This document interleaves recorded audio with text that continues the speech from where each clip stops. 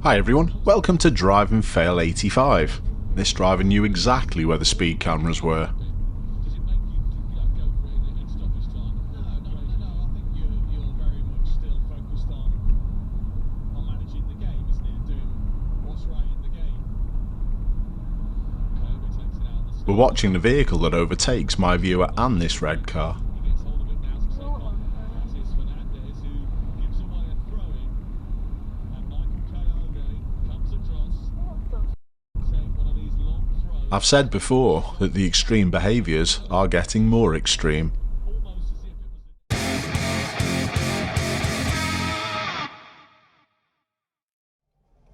This is crossing Muirhead Avenue in Liverpool. The locals will already see the problem. There's 2 lanes in either direction, but the driver of the black Ford SUV seems to think there's 3 from their direction. The driving school vehicle does the correct thing and just holds back, but then everyone else takes advantage.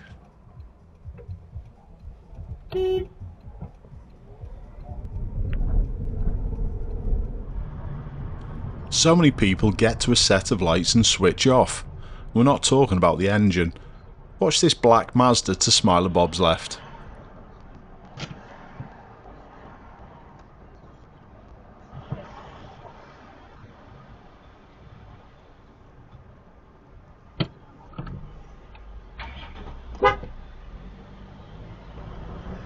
Were they inattentive or just trying to beat Bob off the line?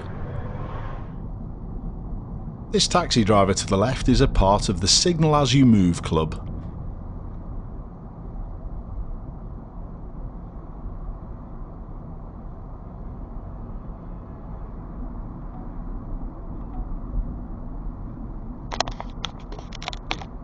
They're also a member of the Hazards Forgive You Everything club.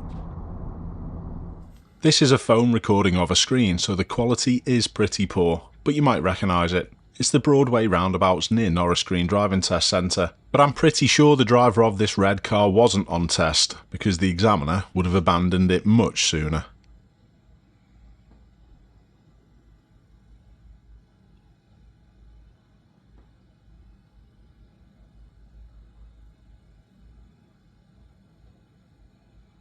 Alarmingly, I'm getting more and more mistakes like this sent in. Here's another clip. Mainly because of the cauliflower and it's vomiting it out of mouth cheese. It's just. The last time I had cauliflower cheese, I really didn't enjoy it. That was because it went down to my nan's. Why do you think this is happening more? Giving yourself some peace of mind when you're searching and trying to buy a new second-hand vehicle for yourself couldn't be easier.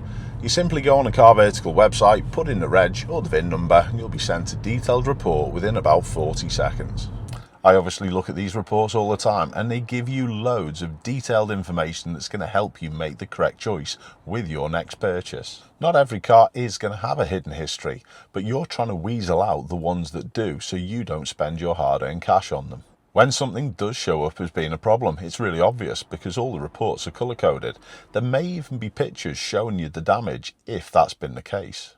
Did you check out your car the last time you made a purchase? If not, you took a massive risk. If your car has been damaged before you made that purchase and you don't know about it, do you realise it could be worth thousands less? If you're looking to buy from a car dealer, honesty isn't assured, but if you're buying privately, it's an absolute minefield.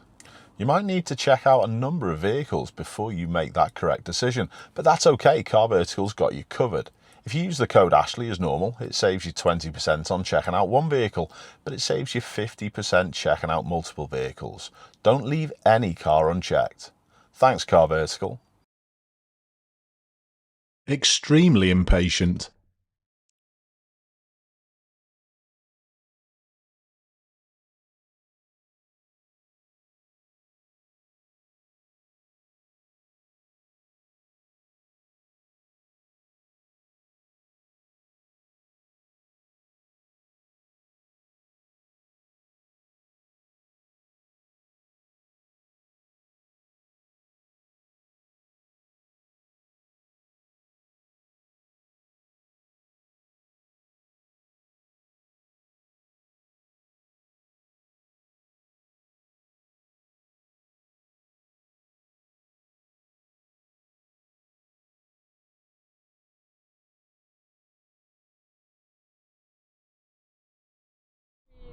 I think people just throwing a car door open without looking is also getting more common.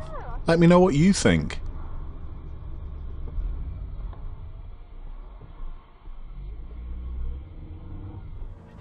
I wonder whether the police van waiting at the opposite side turned round to follow this.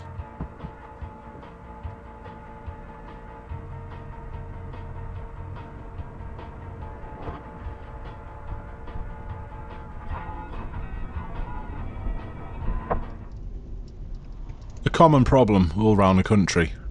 The speed that they overtake on a pavement is lethal.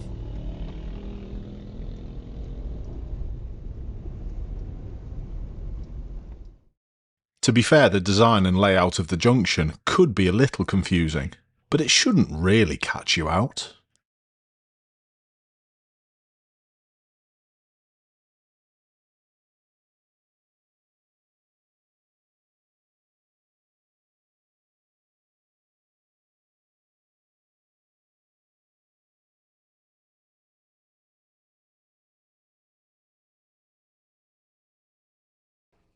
No audio, but the pictures paint 1,000 words anyway.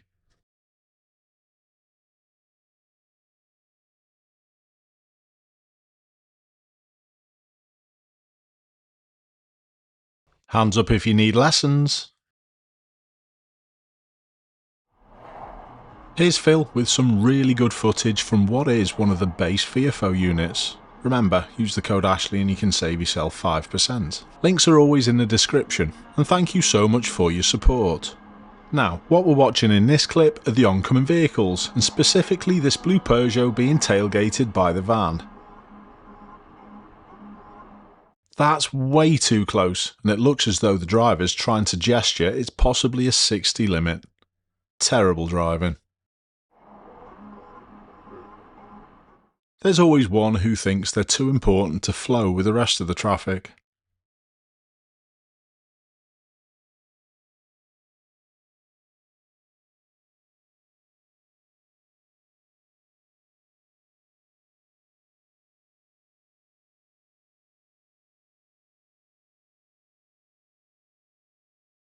An interesting line to turn left from the driving school vehicle.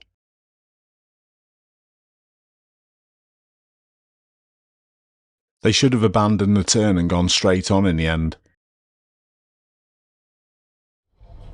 The last clip was caused probably by the learner driver just peering over the front, and here's another example. This time we can see for certain. The person driving, probably the learner, is just peering straight out of the windscreen. This is terrible instruction, by the way.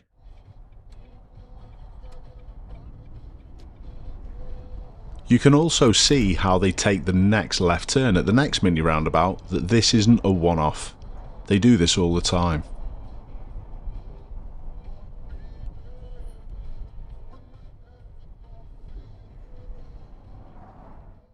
Where's cycling Mikey when we need him to walk out in front of a car going the wrong side of the bollard?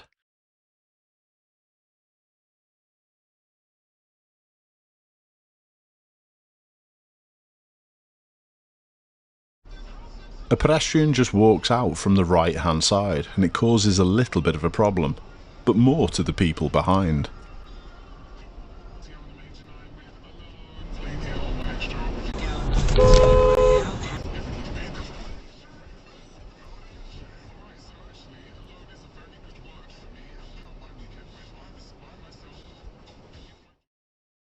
The footage isn't the best, but we can clearly see the driver of the dark hatchback is antagonistic towards the white Toyota that's trying to go past.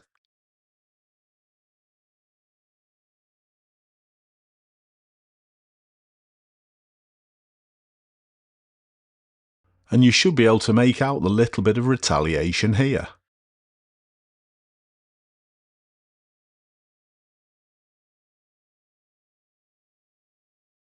My viewer soon catches up to the problem. It always amazes me how many people are triggered just because someone else wants to go past them.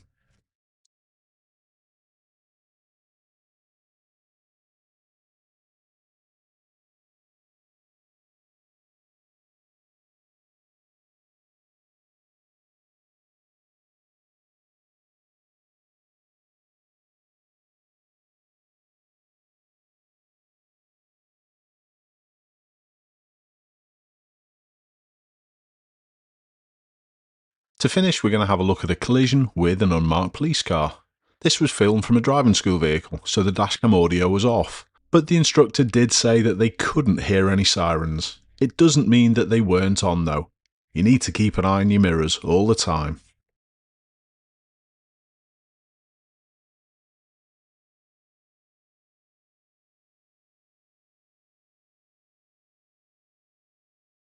That was a heavy hit. The instructor went round to check everything was okay.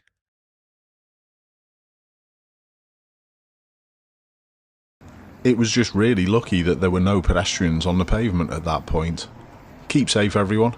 I'll see you soon.